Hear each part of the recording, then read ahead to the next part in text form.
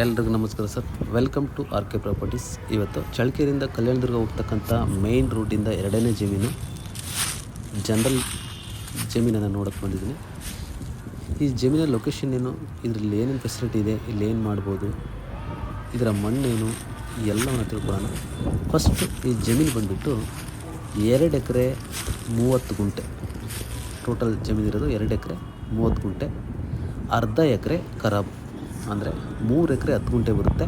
2 ಎಕರೆ 30 ಗುಂಟೆಗೆ ಮಾತ್ರ ಅಮೌಂಟ್ ಕೊಡಬೇಕಾಗುತ್ತೆ. ನೆಕ್ಸ್ಟು ಈ ಒಂದು ಜಮೀನಿನ ಮಣ್ಣು ಬಂದುಬಿಟ್ಟು ಪ್ಯೂರ್ ರೆಡ್ ಸಾಯಿಲ್. ಅಂದರೆ ನೀವು ಈಗಾಗಲೇ ನೋಡಿರ್ತಕ್ಕಂಥ ಅತ್ಯುತ್ತಮ ಮಣ್ಣುಗಳಲ್ಲಿ ಇದು ಸಹ ಒಂದಾಗಿರುತ್ತೆ. ಯಾಕಂದರೆ ಅಷ್ಟೊಂದು ನ್ಯೂಟ್ರಿಷನ್ನು pH ಇರತಕ್ಕಂಥ ಒಳ್ಳೆ ಫಲವತ್ತಾದ ಮಣ್ಣು. ಈ ಜಮೀನಲ್ಲಿ ಏನು ಫೆಸಿಲಿಟಿ ಇದೆ ಅಂತ ನಾವು ನೋಡೋದಾದರೆ 2 ಬೋರ್ ಇದೆ. ಇಲ್ಲಿ ಕಾಣ್ತಿದೆಯಲ್ಲ, 2 ಬೋರ್ ಇದೆ, ಸ್ಟಾರ್ಟ್ರು ಮತ್ತು 1 TC.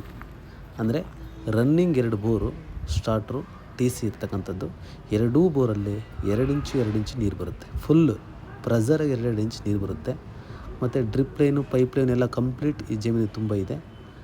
ಹಾಗಾಗಿ ನೀವು ಡೈರೆಕ್ಟಾಗಿ ಬೆಳೆ ಇಡೋದಕ್ಕೆ ಈ ಜಮೀನು ಸೂಕ್ತ ಅಂತ ಹೇಳ್ಬೋದು.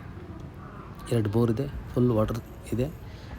ಮೇನ್ ರೋಡಿಂದ ಎರಡನೇ ಜಮೀನು, 2 ಎಕರೆ 30 ಗುಂಟೆ ಜಮೀನಿದೆ.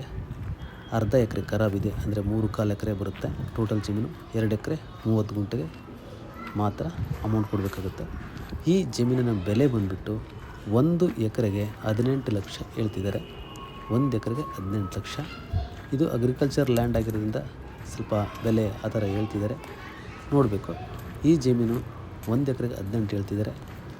ಇಲ್ಲಿ ಫೆಸಿಲಿಟಿ ಅಂತ ಬಂದುಬಿಟ್ರೆ ಎಲ್ಲ ರೀತಿ ಚೆನ್ನಾಗಿದೆ. ಅಂದರೆ ರೋಡ್ ಆ್ಯಕ್ಸಸ್ ಆಗಲಿ, ರೋಡಿಂದ ಎರಡನೇ ಜಮೀನು, ಮೇನ್ ರೋಡಿಂದ ಬೋರು, ಮತ್ತು ಈ ಜಮೀನಲ್ಲಿ ಪೈಪ್ ಲೈನು, ಡ್ರಿಪ್ಪು, ಮತ್ತು 1 ಲೈನು ತೆಂಗಿನ ಮರ ಎಲ್ಲ ಇದೆ.